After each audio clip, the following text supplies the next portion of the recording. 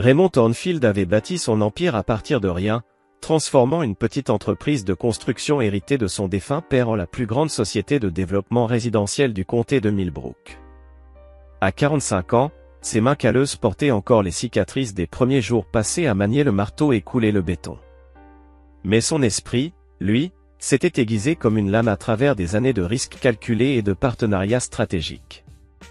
Il ne manquait pas d'ironie dans le fait qu'il ait passé sa vie à construire des maisons pour des familles heureuses, alors que la sienne tombait lentement en ruine.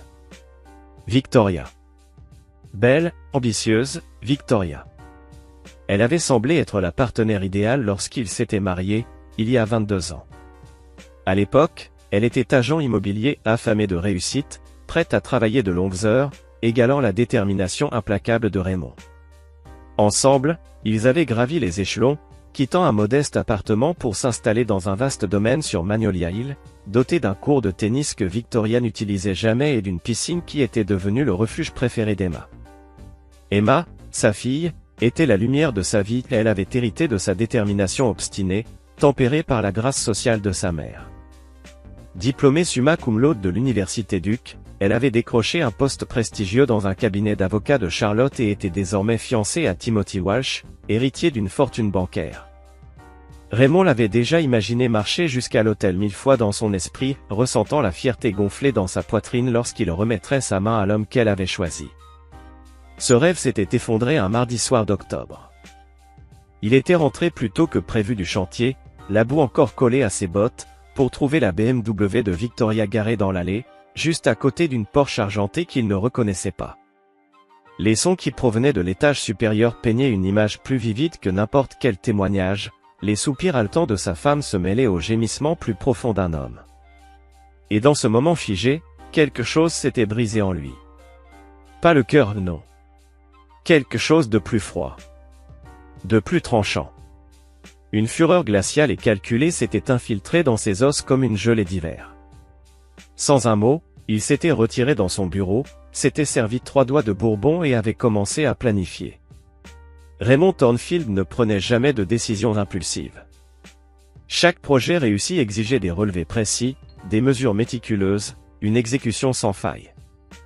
La destruction de son mariage ne ferait pas exception. La procédure de divorce avait été brutale, mais nécessaire. L'avocate de Victoria, une femme acerbe nommée Patricia Holloway, avait dépeint Ray comme un bourreau de travail absent, négligeant les besoins émotionnels de sa famille. Il y avait assez de vérité dans cette accusation pour qu'elle fasse mal. Mais l'avocat de Ray, le légendaire Harold Pine, avait méticuleusement documenté la liaison de Victoria avec Grant Holloway, le frère cadet de Patricia. Un héritier oisif, pourri par la richesse familiale, qui n'avait jamais connu une vraie journée de labeur. Le règlement du divorce avait été équitable selon la loi, mais dévastateur pour l'âme de Ray. Victoria avait obtenu la maison, la moitié de ses biens et une pension alimentaire substantielle. Pire encore, Emma avait choisi de vivre avec sa mère, considérant la découverte de l'infidélité et la demande de divorce de Ray comme une trahison de l'unité familiale. Les dîners hebdomadaires avaient cessé. Les appels téléphoniques étaient devenus froids, formels. Sa fille, autrefois sa plus grande fierté, le traitait désormais comme un parent éloigné, simplement toléré lors des réunions familiales. Quant à Grant Holloway, il incarnait tout ce que Ray haïssait dans l'aristocratie de l'argent, privilège, arrogance, paresse. À 38 ans, Grant avait glissé sur la vie comme un bateau sur un lac calme, porté par la fortune pharmaceutique de sa famille, collectionnant voitures de luxe et femmes plus jeunes avec un enthousiasme égal. Il était séduisant, cette beauté sans effort héritée de bons gènes et entretenue par des coachs personnels hors de prix. Ses cheveux argentés et son sourire confiant n'avaient jamais été éprouvés par la vraie adversité.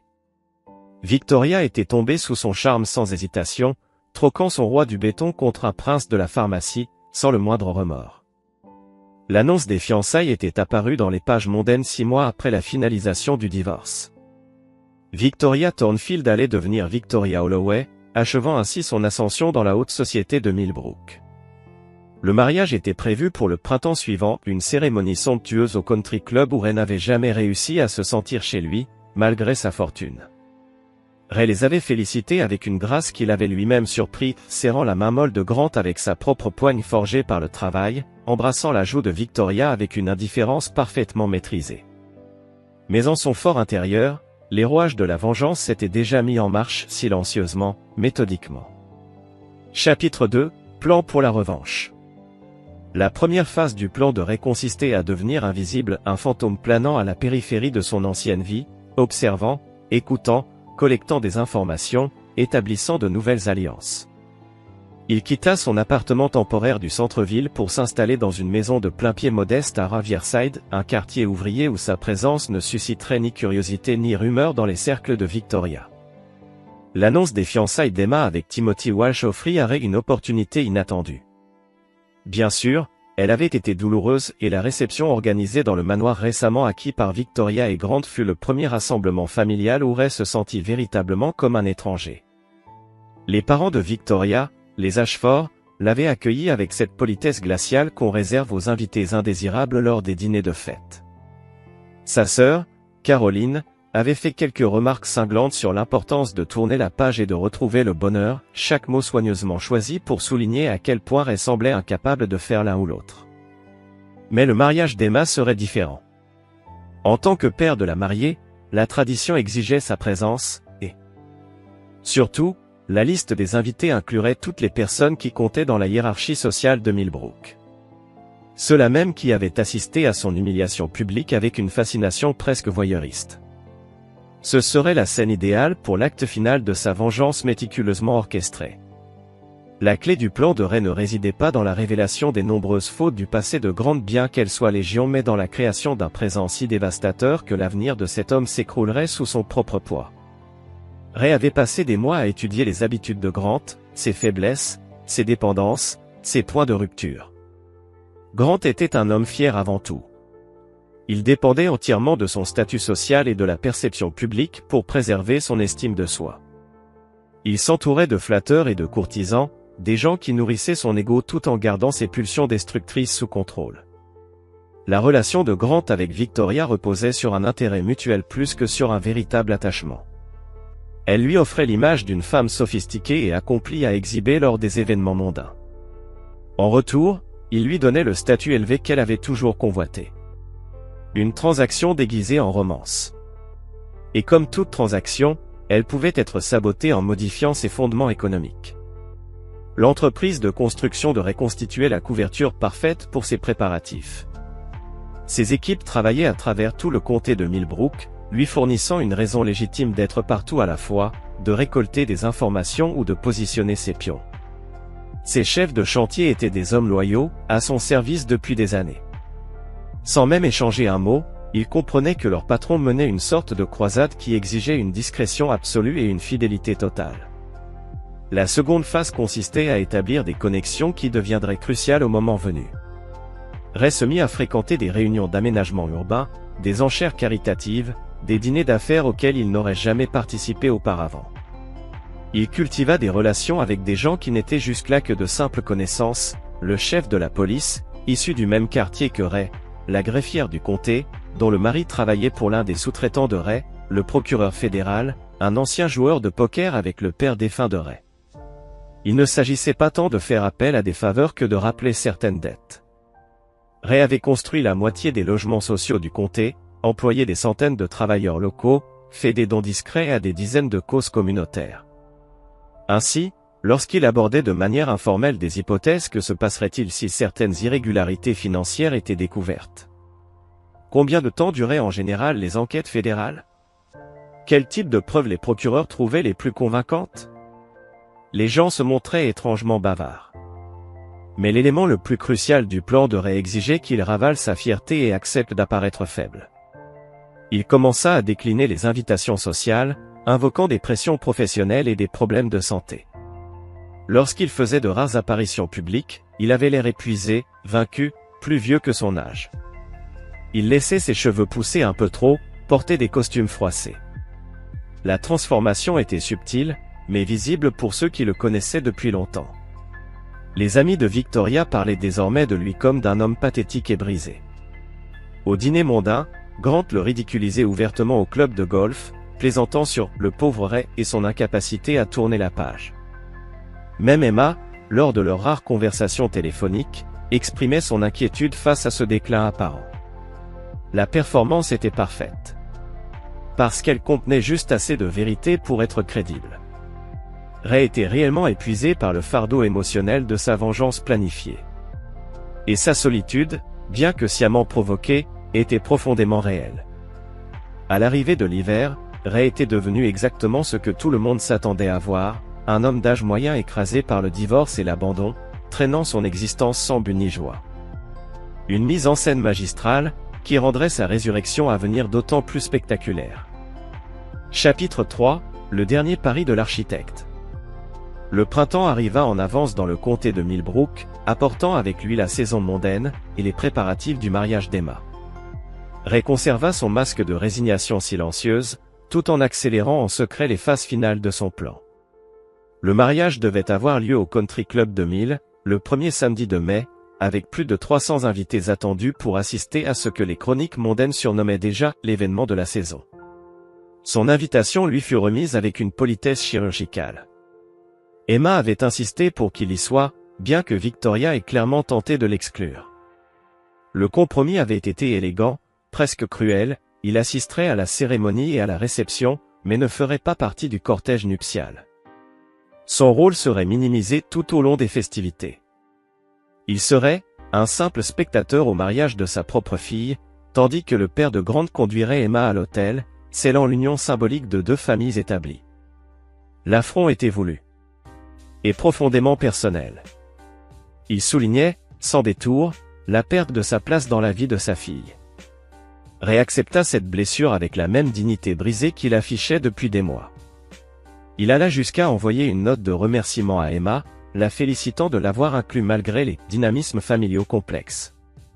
Une réponse parfaite, touchée, mais compréhensive, digne, mais sans rancune. Victoria montra la lettre à plusieurs de ses amis, s'en servant comme preuve ultime que Ray avait accepté sa situation. Ce qu'elle ignorait, c'est que Ray, pendant les longs mois d'hiver, avait établi une relation qui allait bouleverser l'équilibre de la soirée. Cassandra Montgomery avait bâti sa fortune dans les énergies durables, passant d'une brillante carrière en droit de l'environnement à une position d'influence dans le secteur de l'énergie verte à travers tout le Sud-Est.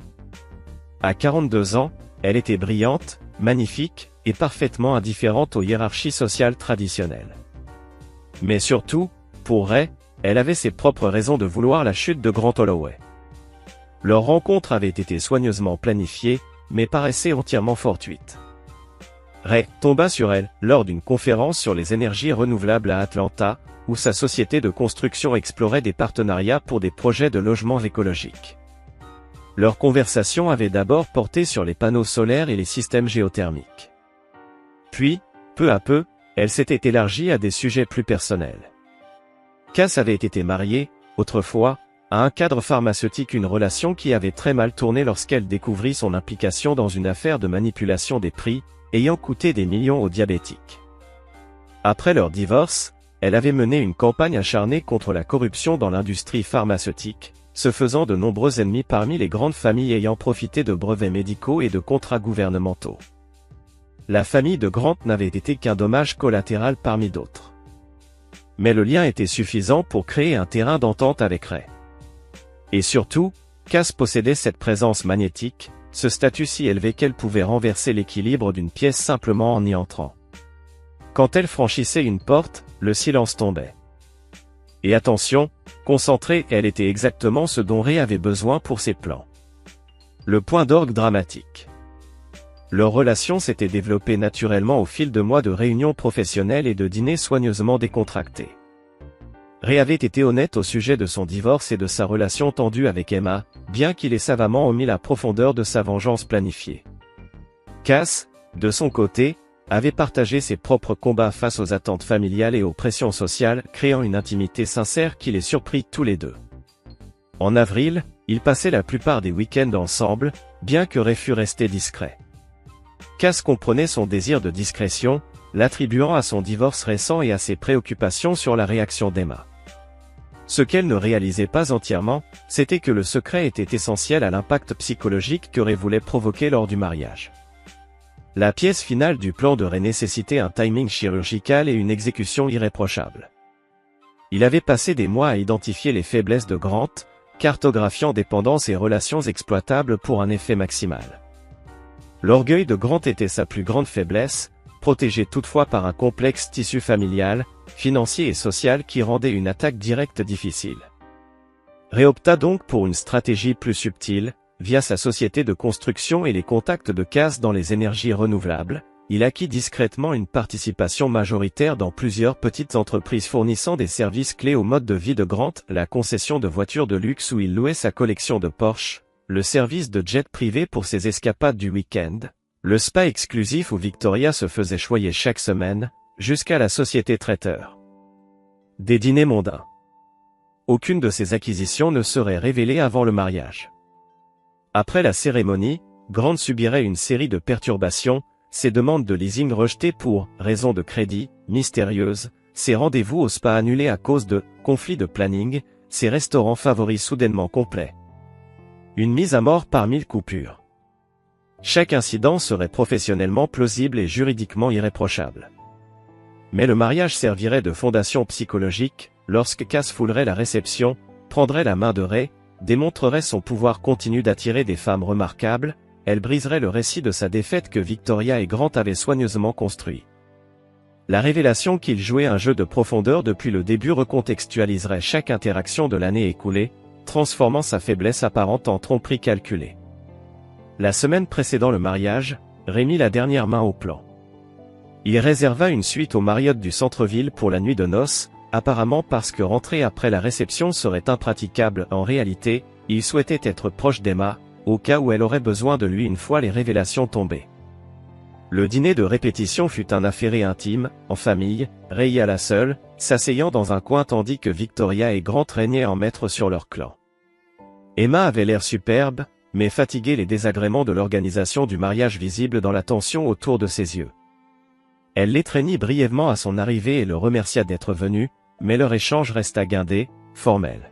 « Je suis fier de toi, ma chérie », lui avait murmuré Ray, « quoi qu'il advienne demain, je veux que tu saches que tu es la meilleure chose que j'ai jamais accomplie. » Emma, surprise par la force de son émotion, serra sa main et répondit simplement, « Merci papa, je t'aime aussi. » Ce fut le dernier moment simple entre eux pour très longtemps.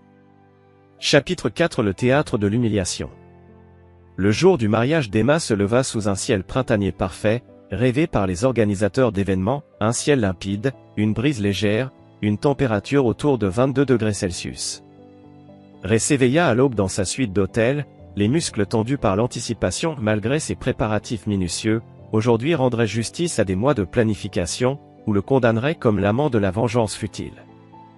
Il s'habilla de manière soignée, costume gris charbon, celui qu'Emma l'avait aidé à choisir lors de leur dernière virée shopping, avant le divorce, un souvenir douloureux, qu'il relégua. Il n'avait pas droit à l'excès aujourd'hui. La cérémonie était prévue à 16h, suivie d'un cocktail immédiat, puis du dîner à 18h. Ray arriva tôt au club de campagne, officiellement pour aider aux détails de dernière minute, mais surtout pour observer la mise en place et vérifier que ses propres dispositions étaient en place. Le personnel le traita avec une certaine politesse distante, comme d'un membre payant, mais il remarqua plusieurs regards significatifs échangés entre serveurs, conscients de son changement de statut. Victoria rayonnait, supervisant les derniers ajustements. Sa chevelure blonde était relevée dans un chignon élégant, mettant en valeur les boucles d'oreilles en diamant offertes par Grant pour son anniversaire. Sa robe couleur champagne était époustouflante, sans voler la vedette à la mariée. Ray ressentit une douloureuse piqûre en voyant la femme qu'il avait aimée si heureuse. Un bonheur bâti sur les ruines de leur mariage, mais il devait reconnaître qu'il le portait bien. Grant apparut à son bras, resplendissant dans sa redingote matinale et visiblement déjà sous l'effet du champagne pré-cérémonie. Il embrassa Victoria sur la joue avec possessivité, un geste calculé à l'attention de Ray, puis s'approcha de lui avec le sourire magnanime que les hommes fortunés adressent à d'anciens rivaux. « Ray, content que tu sois là, vieux frère.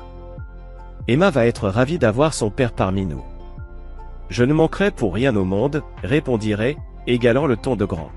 « Emma est magnifique, vous avez fait un travail merveilleux, toi et Victoria, pour la préparation. Un compliment savamment calculé, Sting, créditant Victoria et Grant comme une équipe, s'affirmant en parallèle comme un observateur extérieur. Le sourire de Grant s'élargit, appréciant ce qu'il interpréta comme un signe de soumission.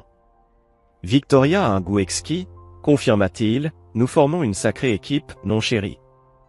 Victoria joignit à son tour, glissant son bras dans celui de Grant avec une aisance maîtrisée.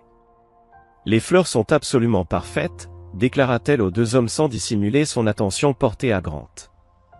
Je redoutais un peu les péonies, mais elles sont splendides. Réacquiesça, jouant son rôle d'ex-mari gracieux, reconnaissant d'être invité. À l'intérieur, il passa en revue chaque slight, chaque refus implicite, chaque présomption sur son statut réduit et le carburant de sa colère brûlait froidement, en une flamme contrôlée qui anéantirait bientôt tout sur son passage. Les invités commencèrent à arriver vers 15h30, l'élite mondaine de Millbrook, parée pour le mariage de l'année. Ray reconnut la plupart des visages, rencontrés lors de galas de charité ou dîners d'affaires. Mais l'accueil fut nettement plus froid qu'autrefois, plusieurs personnes qui l'approchaient jadis pour des affaires se contentèrent aujourd'hui d'un salut formel avant de s'éloigner vers des prospects plus prometteurs. L'arrivée d'Emma à 15h45 fit taire la foule. Sa fille était époustouflante dans la robe de dentelle vintage de sa grand-mère, ses cheveux sombres relevés, mettant en valeur le collier de perles que Ray avait offert à Victoria 22 ans plus tôt. Le voir sur la nuque d'Emma manqua de briser sa contenance soigneusement entretenue, mais il se concentra sur l'objectif global. Emma s'approcha, visiblement nerveuse, les mains tremblantes ajustant légèrement son voile. « Papa, je suis tellement content que tu sois là. Je sais que c'est compliqué. » « Il n'y a rien de compliqué aujourd'hui, ma chérie, » la rassura Ray, en l'embrassant doucement sur le front. « Aujourd'hui, c'est toi et Timothy, et ton bonheur est tout ce qui compte pour moi. » Elle lui serra la main avec gratitude, puis hésita une seconde. « Je voulais te dire. C'est le père de Grant qui va me conduire à l'hôtel. Maman pensait que ce serait moins gênant pour tout le monde, vu les circonstances. » Ces mots frappèrent Ray comme un coup de poing, même s'il les avait redoutés depuis longtemps. L'ultime affront de Victoria, livré froidement à travers la voix hésitante de leur fille. Il força son visage à rester calme, à paraître compréhensif. « Bien sûr, dit-il doucement. Ce qui compte, c'est que tu sois à l'aise. Je serai là, à t'encourager depuis les rangs. » Les yeux d'Emma s'embuèrent de larmes. « Je suis désolé, papa. Vraiment désolé. » « Ne t'excuse de rien aujourd'hui, » répondit Ray fermement. « C'est ton jour. Sois heureuse. » La cérémonie en elle-même était un chef-d'œuvre d'élégance traditionnelle. Le père de Timothy, un banquier respecté aux cheveux argentés et aux traits aristocratiques, accompagna Emma jusqu'à l'hôtel avec une dignité parfaite. Et Ray observait la scène depuis le 3e rang, relégué derrière la famille étendue de Victoria et les imposants membres de la dynastie pharmaceutique de Grant. Le message était limpide. Raymond Thornfield avait été effacé. Écarté de la vie de sa fille, remplacé par des hommes jugés plus stables, plus substantiels. Victoria tamponnait ses yeux pendant les vœux, Grant l'enlaçant doucement dans un geste d'intimité rassurante. Certains invités se retournèrent vers Ray. Certains avec pitié. D'autres avec cette curiosité morbide qu'on réserve aux humiliations publiques. Il accueillit ces regards avec une grâce apparente, jouant le rôle du père d'indigne, de l'homme brisé qui a appris à accepter sa place réduite. Le cocktail débuta juste après la cérémonie. Les invités se rassemblèrent sur la terrasse du club, surplombant le green du 18e trou. Ray, solitaire, se laissa dériver vers une table dans un coin, sirotant un whisky et déclinant poliment toutes les invitations à converser. Son isolement était à la fois sincère et stratégique. Il devait paraître blessé, mais pas amer. Vaincu, mais pas menaçant. Et c'est à ce moment-là que Caroline, la sœur de Victoria, s'approcha. Son mari Richard la suivait, tous deux légèrement éméchés, enhardis par les festivités. Caroline n'avait jamais aimé Ray.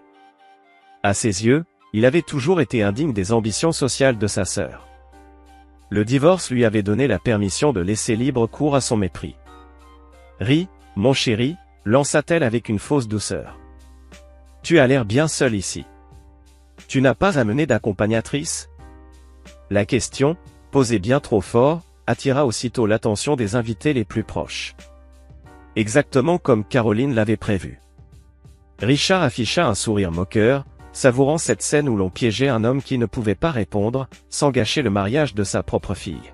« Je vais très bien, Caroline », répondit Ri d'un ton égal.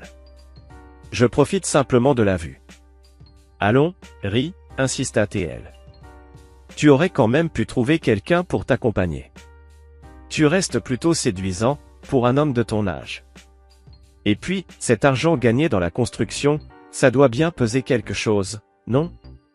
L'insulte, dissimulée sous un sourire éclatant, en devenait encore plus cinglante. Plusieurs invités suspendirent leur propre conversation, flairant le drame en approche. Ray sentit la colère froide lui monter à la poitrine. Une vieille amie. Mais il garda le contrôle. « J'apprécie ma propre compagnie », répondit-il calmement. « C'est plus simple comme ça. » Caroline éclata d'un rire sec, un son tranchant comme du cristal brisé. « Allons, mon pauvre, pas besoin de faire semblant avec nous. On sait tous combien ça doit être dur, de voir Victoria si épanouie avec Grant. Ils forment un couple si parfait, tu ne trouves pas ?» Ces mots flottaient dans l'air comme un poison. Ray sentit le poids des regards, l'attente suspendue dans chaque respiration autour de lui. C'était ça, le moment que la famille de Victoria attendait depuis le début. L'humiliation finale de Raymond Thornfield. Public. Délibéré. Ray sourit. Un sourire qui ne toucha jamais ses yeux. « Victoria mérite d'être heureuse, » dit-il simplement. « Nous le méritons tous. » Exactement la réponse qu'attendait Caroline. La défaite gracieuse, le discours du perdant qui connaît sa place. Satisfaite, elle se tourna vers Richard, ratant l'éclat dangereux dans les yeux de Ray que seul un regard plus avisé aurait reconnu comme de l'anticipation, non de la résignation. Le piège était posé. Il ne manquait plus que la proie y entre. Chapitre 5, le gambit de la reine. À 19h15, alors que le dîner venait tout juste de commencer et que les discours du soir étaient sur le point d'être lancés, les grandes portes du country club s'ouvrirent avec une théâtralité quasi cinématographique. Les conversations s'interrompirent. Les têtes se tournèrent. Et Cassandra Montgomery entra dans la salle de réception. Ray sentit une vague de satisfaction monter en lui alors qu'un soupir collectif d'étonnement s'élevait parmi les invités. Cass était magnifique. Elle portait une robe bleu nuit qui épousait son corps athlétique avec une élégance maîtrisée. Ses cheveux au burn, coiffés en vagues lâches, encadraient un visage à la beauté saisissante.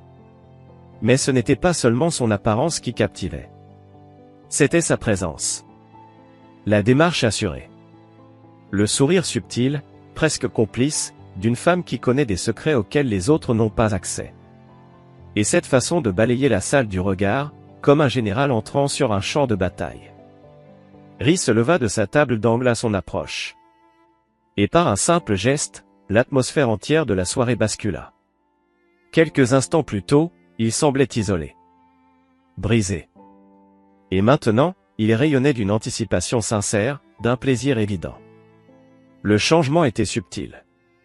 Mais pour quiconque l'avait observé toute la soirée, il était indéniable. « Désolé du retard, mon cœur », dit Cass en l'atteignant, sa voix assez forte pour être entendue des tables voisines.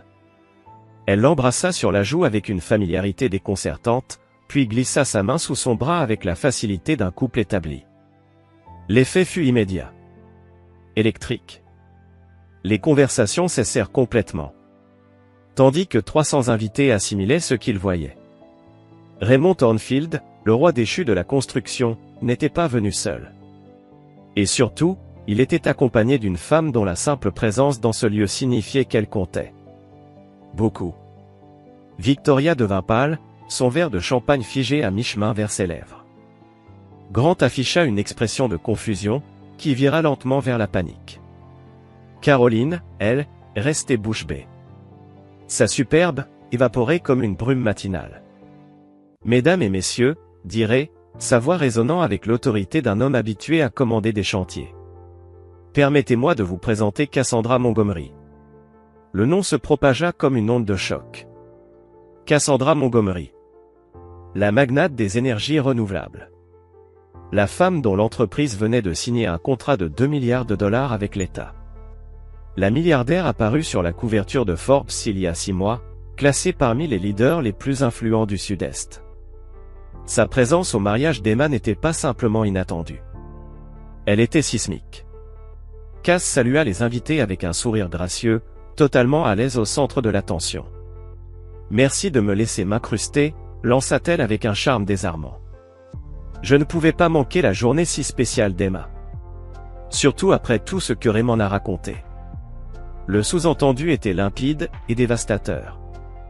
Ray et Cass étaient ensemble depuis suffisamment longtemps pour qu'il lui parle en détail du mariage de sa fille. Ce n'était ni une conquête de dernière minute, ni une tentative désespérée d'afficher du succès. C'était une vraie relation, profonde, construite dans le secret, loin des regards indiscrets de Millbrook. Emma apparut aux côtés de son père, rayonnante de curiosité et d'émerveillement. « Papa, tu ne m'avais pas dit que tu venais accompagner. »« Je voulais te faire une surprise, » répondit Ray, son bras se resserrant avec fierté autour de la taille de Cass. « Emma, voici Cass. Cass, voici ma fille, Emma. La plus belle mariée de toute la Géorgie. » Cass étreignit Emma avec une chaleur sincère, chaque geste exprimant une affection réelle, bien au-delà de la politesse mondaine. « Ton père ne parle que de toi, » dit-elle à la jeune mariée. « J'ai l'impression de déjà te connaître. Félicitations pour ton mariage. Timothy est un homme très chanceux. » La conversation continua quelques minutes, tandis que d'autres invités s'approchaient discrètement pour capter chaque mot. Ce qui devint rapidement évident, c'est que Ray et Cass partageaient l'intimité naturelle d'un couple solide. Ils terminaient les phrases de l'autre, échangeaient des blagues discrètes, et riaient avec cette complicité qu'on ne peut pas feindre. Le roi déchu venait de reprendre son trône. Et cette fois, tout le monde regardait. Et affichait cette forme de connexion physique confortable qu'on ne pouvait feindre. Victoria s'approcha enfin de Grant, ce dernier traînant légèrement, visiblement réticent. De près, le contraste entre les deux femmes était encore plus marquant, l'élégance fabriquée de Victoria contre la confiance naturelle de Cass, le pratique des convenances sociales face à l'authenticité chaleureuse. « Je ne crois pas que nous nous soyons déjà rencontrés, » dit Victoria à Cass, sa voix soigneusement maîtrisée. « Je suis Victoria, la mère d'Emma, bien sûr, » répondit Cass avec chaleur.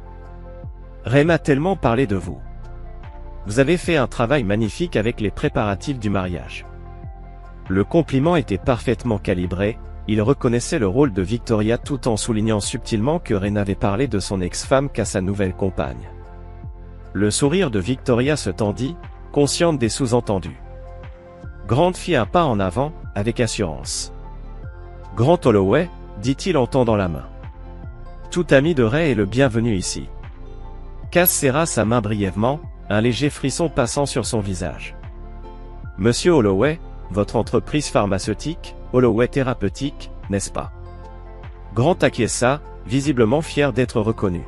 « Exactement, depuis 3 générations. »« Intéressant, » dit Cass d'un ton neutre. « J'ai suivi certaines des évolutions réglementaires de votre secteur récemment. Fascinant modèle économique. » La remarque, posée comme innocente, était pleine de sous-textes. Grant ne saisit pas le tranchant de la pique. Victoria, elle, l'entendit parfaitement, sentit l'ombre du danger, et s'empressa d'intervenir. « Nous devrions laisser les jeunes mariés profiter de leur soirée, » lança-t-elle vivement. « Quel plaisir de vous rencontrer, Cassandra. » Alors qu'il s'éloignait, Ray croisa le regard de Caroline, de l'autre côté de la salle. Sa belle-sœur avait le visage crispé, comme si elle avait croqué dans du citron.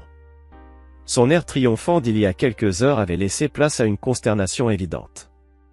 Celle qui avait passé l'après-midi à présenter Ray comme un pauvre type se trouvait tout à coup face à la dure réalité, elle s'était complètement trompée sur la situation. Le vent avait tourné.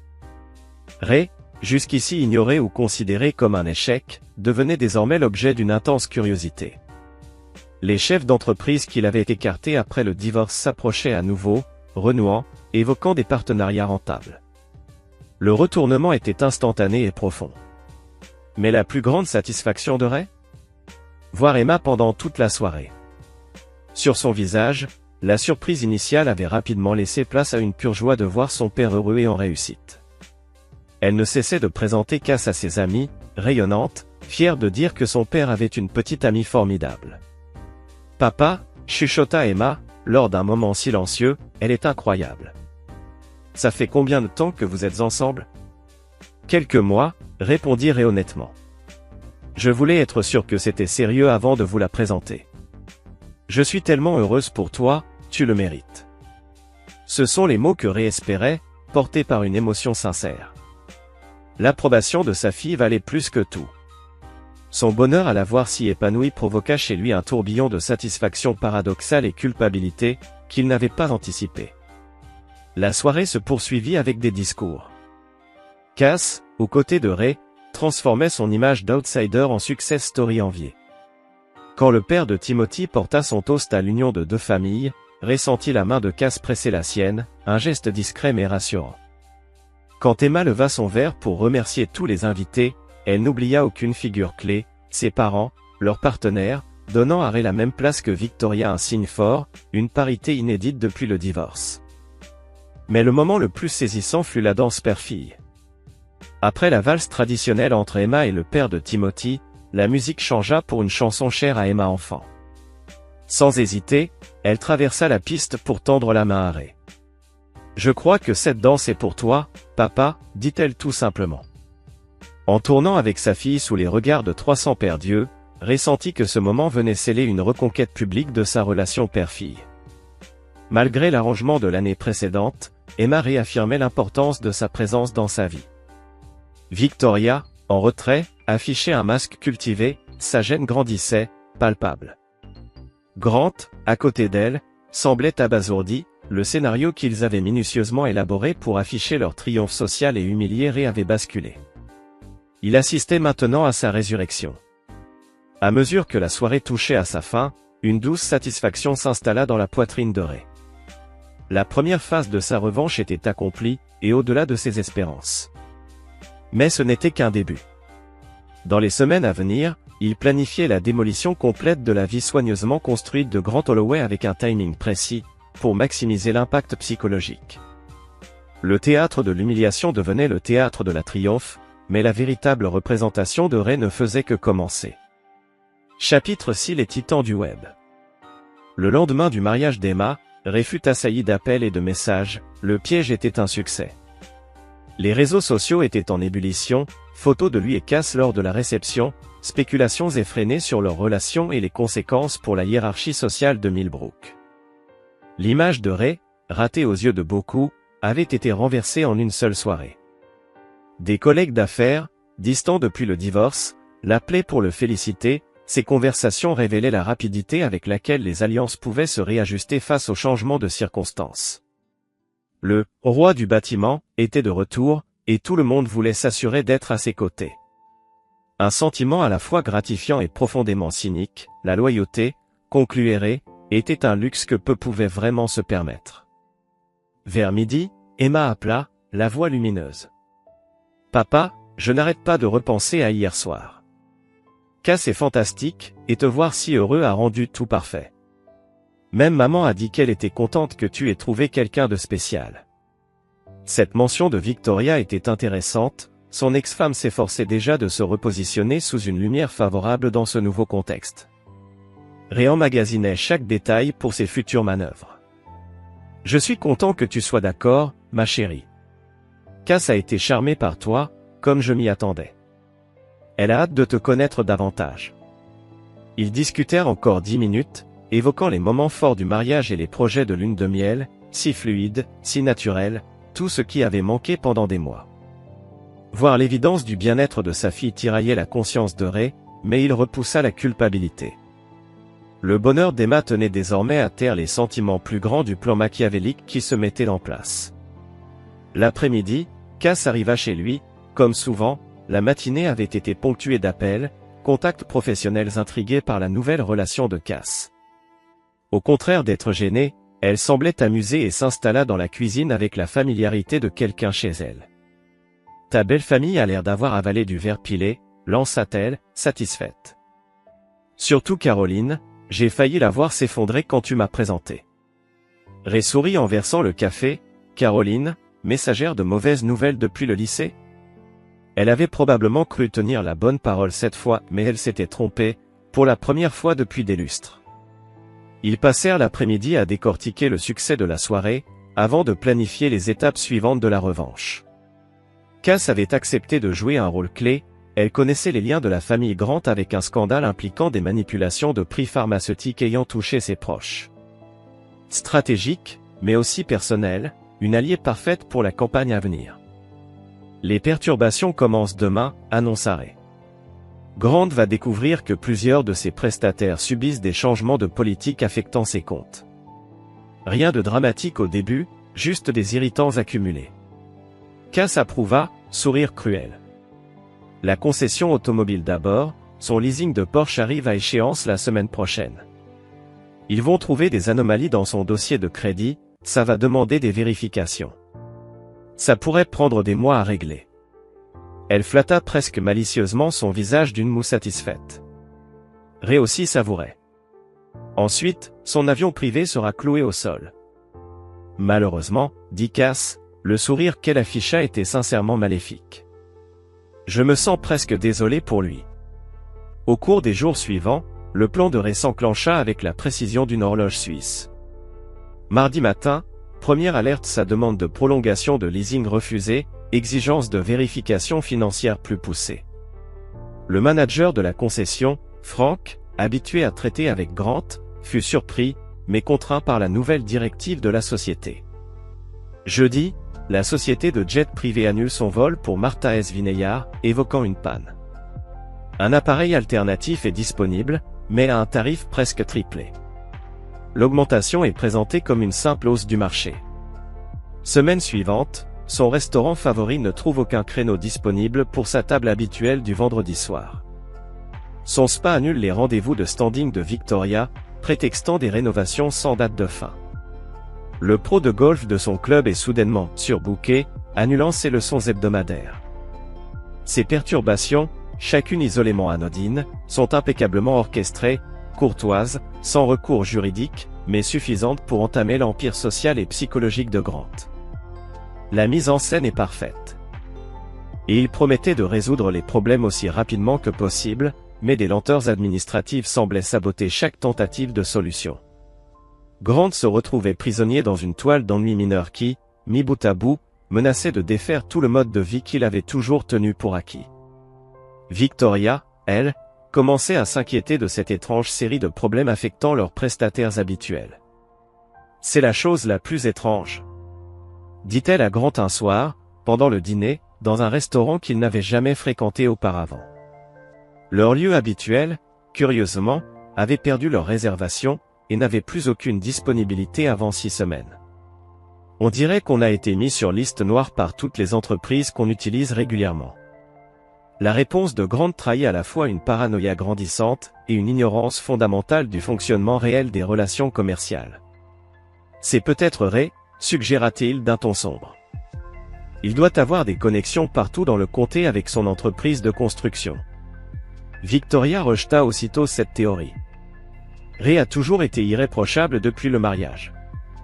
Et en plus, il est totalement concentré sur sa nouvelle petite amie maintenant. Tu as vu les photos de la vente aux enchères caritatives? Ils avaient l'air très heureux ensemble. La vente aux enchères n'était que la dernière d'une série d'apparitions soigneusement orchestrées par Ray et Cass, destinées à solidifier leur image publique tout en maintenant la place de Ray dans les cercles sociaux qui comptent. Ils avaient fait des dons généreux à plusieurs associations, et avaient été photographiés aux côtés de figures influentes de la communauté des leaders impatients de tisser des liens avec le magnate de la construction, et l'entrepreneuse des énergies renouvelables. Mais pendant ce temps, la frustration grandissante de Grant se répercutait sur son comportement au point de créer de nouveaux problèmes. Ces tentatives de résolution devenaient souvent des confrontations houleuses avec des représentants du service client, qui ne faisaient que suivre des politiques internes qu'eux-mêmes comprenaient à peine. Rapidement, dans le petit monde des prestataires de Millbrook, une rumeur se mit à circuler, Grant Holloway est devenu ingérable. Un effet boule de neige réputationnel s'ensuivit, amplifiant les problèmes initiaux. Et la pression psychologique, était exactement ce que Ray espérait provoquer. Car l'identité de Grant reposait sur deux piliers. Un privilège sans effort. Et une domination sociale naturelle. Deux choses qui exigeaient le bon fonctionnement de systèmes qu'il n'avait jamais eu besoin de comprendre. Mais lorsque ces systèmes commencèrent à s'effondrer simultanément, sa confiance se fissura, et ces fissures devinrent visibles pour tout son entourage. Même la patience de Victoria commença à s'user, leur calendrier social devenant un véritable cauchemar logistique à cause des perturbations et des indisponibilités. Elle, qui avait quitté la stabilité offerte par l'argent de la construction de Ray pour rejoindre l'élégance du monde pharmaceutique de Grant, se retrouvait confrontée à des tracas qu'elle n'avait jamais connus lors de son précédent mariage. Ray, lui, avait toujours été présent sur le terrain, nouant des relations solides avec les prestataires pour garantir une fiabilité constante.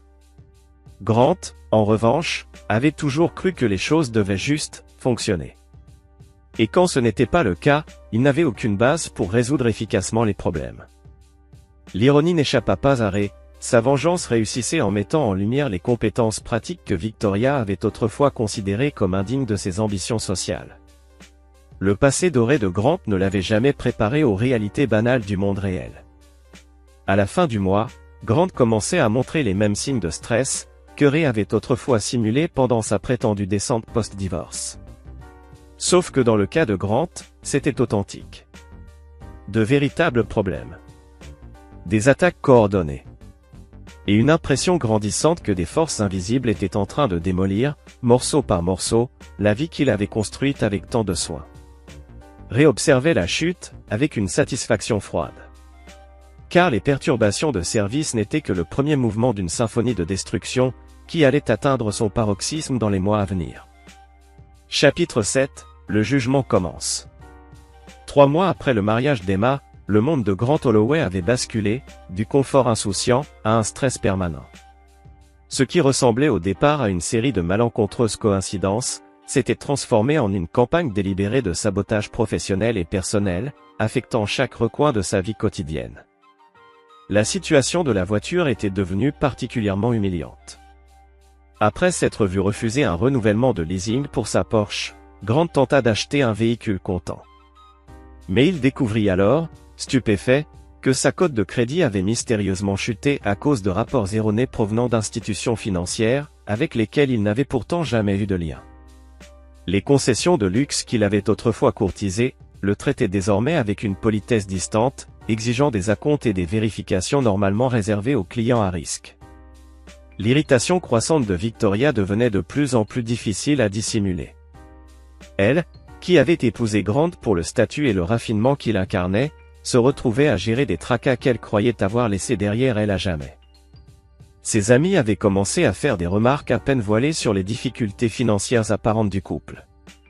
Et ces remarques, venant de femmes que Victoria méprisait autrefois lorsqu'elle était mariée à Ray, la blessaient profondément. On devrait peut-être envisager de déménager, suggéra-t-elle un soir, lors d'un dîner de plus en plus tendu. Un nouveau départ, un nouveau décor, ça pourrait nous aider. Mais la réaction de Grant fut immédiate et défensive. On ne va pas fuir à cause de quelques problèmes de service temporaires. C'est notre maison. C'est notre cercle social. Je refuse de me faire chasser par une force invisible. Ces mots trahissaient à nouveau sa paranoïa croissante, et son incapacité à envisager que ces problèmes soient le fruit d'un plan. Son héritage pharmaceutique l'avait si longtemps protégé de toute adversité réelle, qu'il ne pouvait pas concevoir que quelqu'un ait à la fois la volonté et les moyens de lancer une telle attaque ciblée. Ray, quant à lui, documentait méthodiquement chaque étape de la dégradation de Grant, grâce à un réseau d'informateurs et de contacts dans le monde des affaires. Ces équipes de construction, présentes dans tout le comté, offraient une couverture idéale pour collecter discrètement des informations sur les luttes quotidiennes de Grant. Ce qui émergeait, c'était le portrait d'un homme se désintégrant lentement sous des pressions qu'il n'avait jamais appris à gérer. Et Ray était prêt à passer à la phase suivante. À l'aide de sociétés écrans et de partenariats opaques, il commença à attaquer la réputation sociale de Grant. En s'attaquant aux institutions les plus influentes de Millbrook.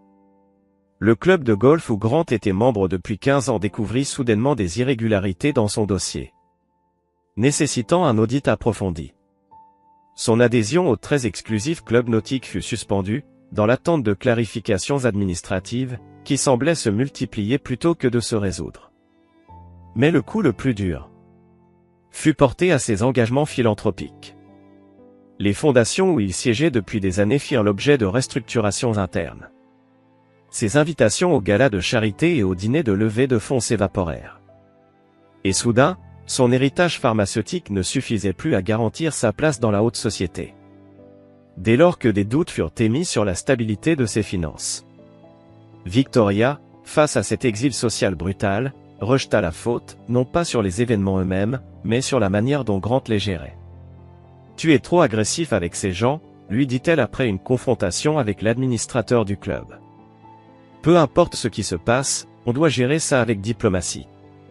Ce n'est pas une guerre. » Mais Grant explosa. « C'est justement une guerre.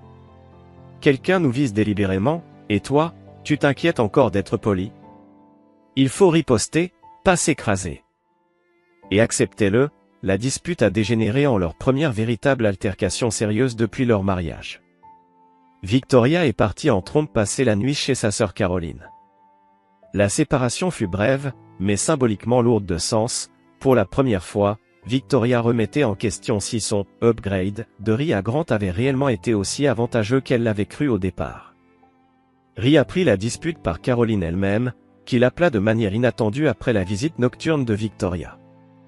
La conversation fut maladroite, mais révélatrice, dévoilant que la famille de Victoria commençait à réévaluer leur traitement envers Ray, à la lumière de son succès apparent avec Cass et des luttes visibles de Grant. « Je crois que je t'avais mal jugé lors du mariage », admit Caroline avec une hésitation évidente. Victoria dit que tu as été d'un grand soutien pour Emma et que tu sembles t'être bien remis avec ta nouvelle relation. Ray accepta ses excuses avec grâce, tout en notant intérieurement les implications. La famille de Victoria commençait à jouer la prudence, maintenant des relations qui pourraient s'avérer utiles si le déclin apparent de Grant continuait. Ce changement d'allégeance, à la fois prévisible et utile, servait parfaitement les objectifs à long terme de Ray.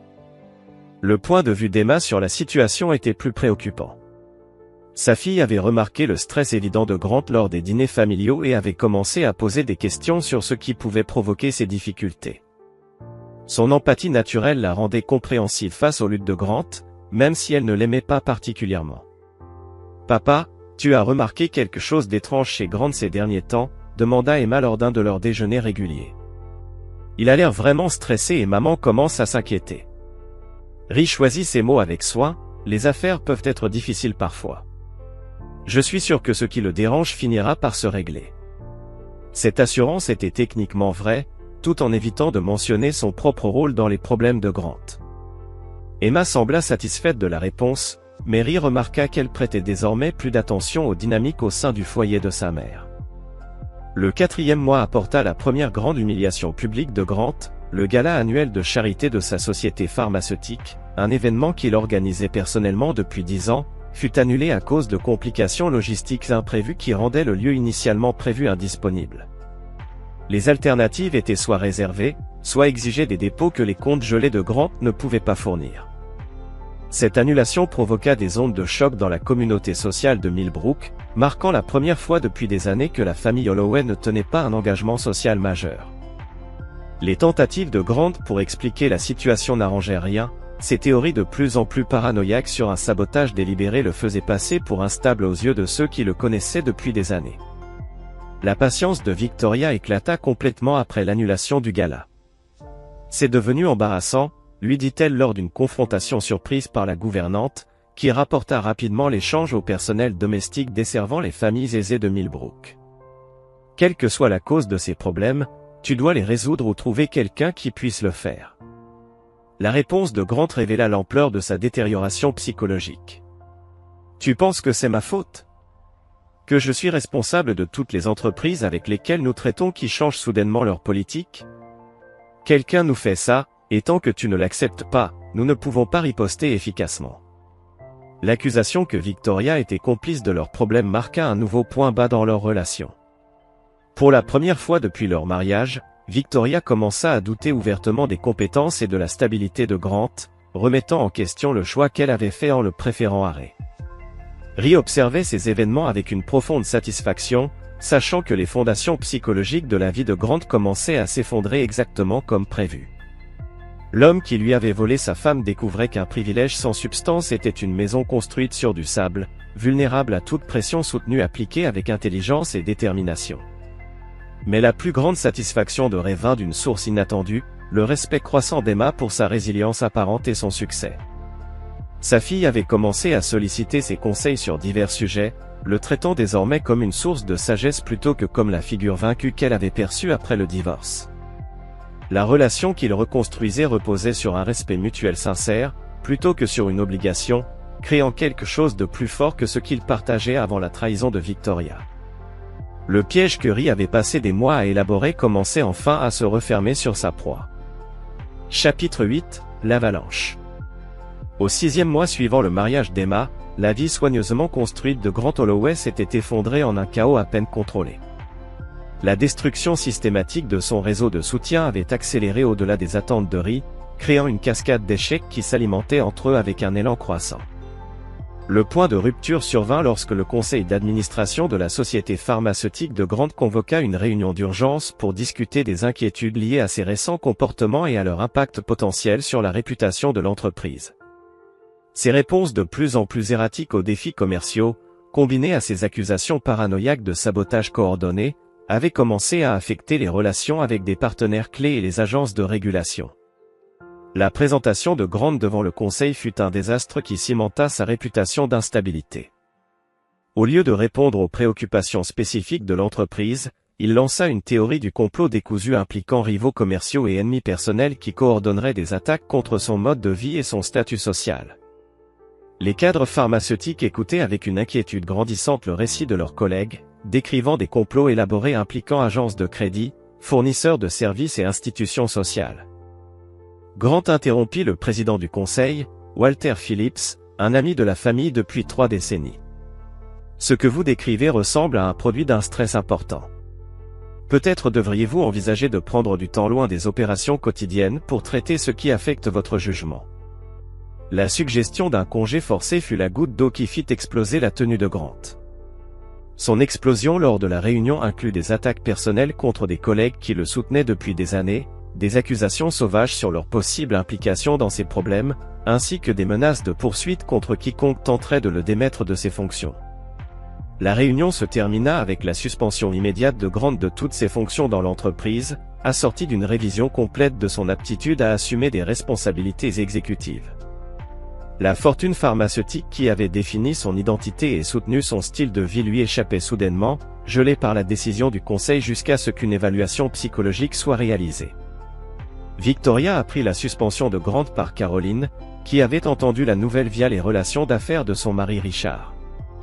La révélation que les problèmes de Grant allaient au-delà de simples interruptions de service pour soulever de sérieuses questions sur sa stabilité mentale força Victoria à affronter des réalités qu'elle avait essayé d'ignorer pendant des mois. « Ça ne peut pas continuer », dit-elle à Grant lors de la confrontation qui suivit son retour de la désastreuse réunion du conseil.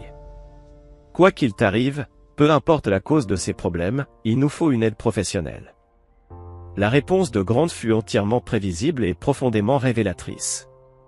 Plutôt que de reconnaître sa détérioration, il redoubla d'efforts sur ses théories du complot, ajoutant Victoria elle-même à sa liste d'ennemis potentiels. « Peut-être que tu en fais partie, » dit-il avec une suspicion sincère. « Peut-être que tu as été en contact avec Ray pour coordonner toute cette campagne. Tu sembles toujours prête à prendre tes distances avec moi dès qu'il y a un problème. » L'accusation que Victoria collaborait secrètement avec son ex-mari pour détruire son mariage actuel franchit une ligne qu'on ne pouvait plus effacer. Pour la première fois depuis le début de leur relation, Victoria ne voyait plus Grant comme un partenaire sophistiqué, mais comme un homme paranoïaque dont la prise sur la réalité devenait dangereusement précaire. « Je vais rester chez Caroline quelques jours », annonça Victoria avec froideur et détermination. « Quand tu seras prête à discuter de cette situation rationnellement, sans théorie farfelue ni attaque personnelle, on pourra parler des prochaines étapes. » Le départ de Victoria marqua le début de l'isolement social complet de Grant. Ses collègues de la société pharmaceutique l'évitaient après le fiasco du conseil, son adhésion au club de campagne fut définitivement révoquée pour conduite incompatible avec les règles du club, et ses rares amis restants trouvaient son comportement de plus en plus erratique, épuisant et embarrassant. Ray suivait ses développements via son réseau d'informateurs, tout en gardant ses distances pour éviter toute implication directe. L'effondrement psychologique de Grant se déroulait exactement comme prévu, mais Ray devait s'assurer qu'aucune preuve ne pourrait le relier à la campagne systématique qui avait provoqué tout cela. La réaction d'Emma à la détérioration visible de Grant était complexe et inquiétante. Sa compassion naturelle la rendait empathique envers quiconque en souffrance, même quelqu'un qu'elle n'aimait pas particulièrement. Lors d'un déjeuner avec Ray, elle exprima son inquiétude pour la situation de sa mère et demanda si, selon lui, elle devrait offrir son soutien. « C'est entre toi et ta mère, ma chérie, » répondit Ray prudemment. Les relations familiales sont compliquées, surtout quand elles impliquent quelqu'un qui lutte clairement contre de sérieux problèmes. Emma étudia le visage de son père avec l'intelligence vive-vérité de ses deux parents. « Tu ne sembles pas très surpris par ce qui arrive à Grant. La plupart des gens sont choqués par la rapidité avec laquelle tout s'est effondré. L'observation était perspicace et potentiellement dangereuse. » Ray avait toujours veillé à exprimer une préoccupation appropriée envers les difficultés de Grant, sans montrer un intérêt excessif pour leurs détails. La question d'Emma suggérait qu'elle commençait peut-être à soupçonner des connexions qui pourraient compromettre la planification minutieuse de Ray. « J'ai vu ce que le stress peut faire aux gens qui réussissent, » répondit-il sincèrement. Parfois, quand tout dans la vie de quelqu'un dépend du bon fonctionnement de systèmes parfaits, toute perturbation peut créer des problèmes en cascade, devenant rapidement ingérable. L'explication satisfit la curiosité immédiate d'Emma tout en renforçant l'image de Ray comme quelqu'un ayant une grande sagesse sur les pressions du monde des affaires. Elle semblait rassurée par sa perspicacité apparente, plutôt que méfiante de ses connaissances. L'humiliation publique finale de Grant survint lors de la vente aux enchères caritatives annuelles de Millbrook, un événement qu'il co-présidait depuis 5 ans. Son absence du comité d'organisation avait été gênante mais gérable, mais sa présence inattendue lors de la vente créa une scène devenue légendaire dans les cercles sociaux locaux. Grant arriva à l'événement manifestement en état d'ébriété et il a rapidement confronté les autres participants, accusant les organisateurs de l'avoir exclu des rôles de leadership et provoquant un tel désordre que la sécurité a dû l'escorter hors des lieux. 300 résidents influents de Millbrook, qui connaissaient Grant depuis longtemps, ont assisté à cette transformation complète, d'un cadre pharmaceutique à un paranoïaque rejeté socialement. Victoria a demandé le divorce, invoquant des différences irréconciliables, avec des preuves de l'instabilité mentale de Grant, rendant toute réconciliation impossible. Ray a appris la nouvelle par son avocat Harold Pine, qui exprimait une certaine satisfaction face à la chute de Grant. « Il fallait qu'il comprenne que ses actes ont des conséquences, » a dit Harold. Ray est resté neutre en public, mais intérieurement, il savourait le succès de sa stratégie. Grant avait perdu tout ce qui comptait, réputation, mariage, santé mentale. Un an après le mariage d'Emma, Ray vivait dans une maison moderne au bord du lac, symbole de sa réussite retrouvée. Grant, lui, avait été interné après une crise psychologique majeure et plusieurs déboires publics. Sa fortune était gelée dans des procédures judiciaires. Le divorce de Victoria fut rapide, lui assurant un confort financier mais un statut social réduit. Emma s'était réconciliée avec son père, admirant sa résilience et sa stratégie. Lors d'un dîner, Emma demanda « Tu n'as jamais abandonné, n'est-ce pas ?»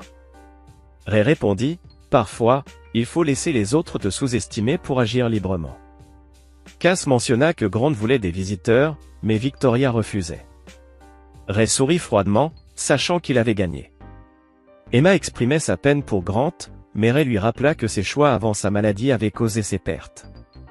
Victoria, désormais plus humble, reconnut à Ray sa véritable force.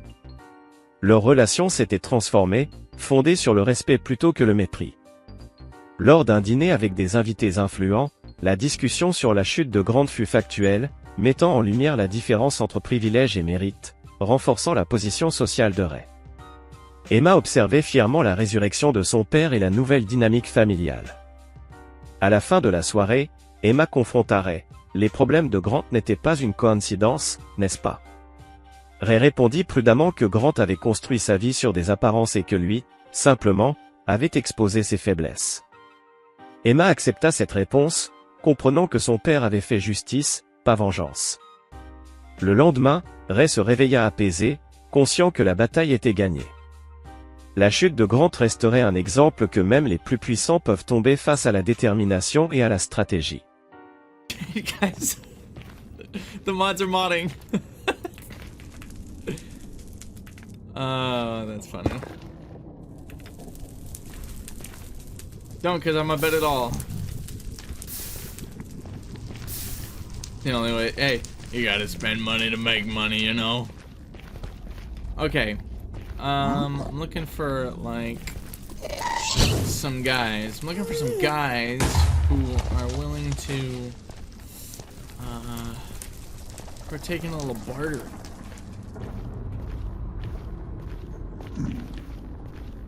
Dylan, would you mod my Twitch chat?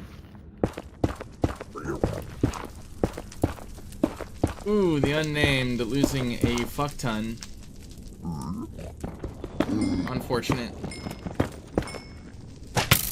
Ayya! That was close. Why? Oh, because I'm... Yeah, that does check out. That does check out. Only one, dude. Where are you going?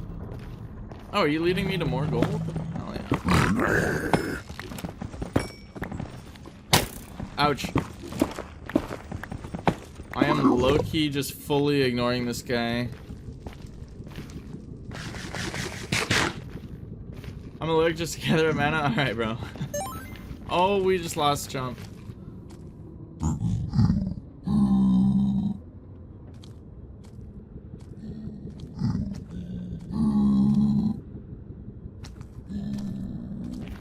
Can I jump? There we go. Wednesday gonna win. Yep, chat, put in your votes. Do we want song request Wednesday or song request Thursday? Oh, there goes jump again. Okay, good thing I did not. Oh, I'm kind of scared of flings though. Yeah, we're gonna get in here.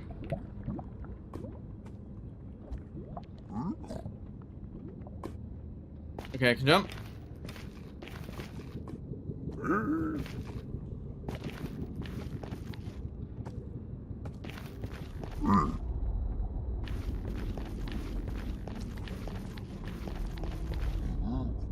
Nope.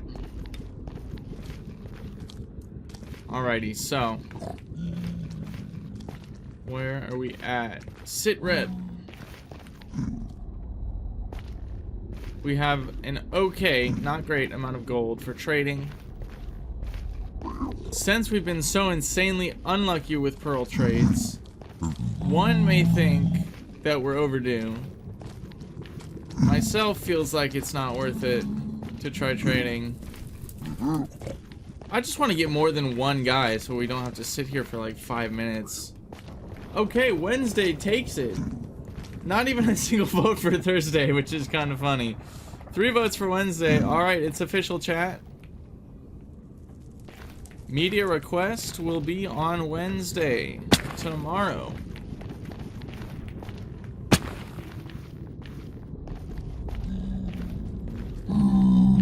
Are you sitting? You are too early.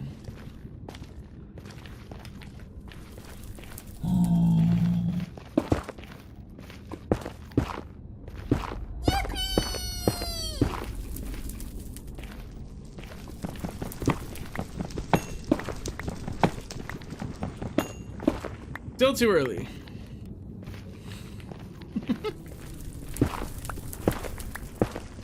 I misspelled it? I don't think so, brother. If you want me to make a second variant, I can do that though.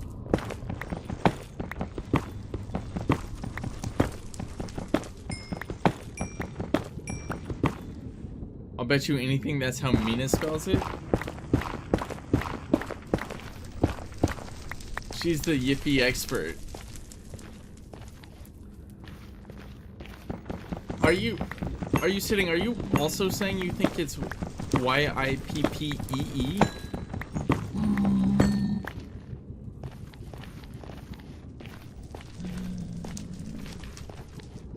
We're gonna need a Google search on this, aren't we? It's spelled Y-I-P-E-E? There's just no way.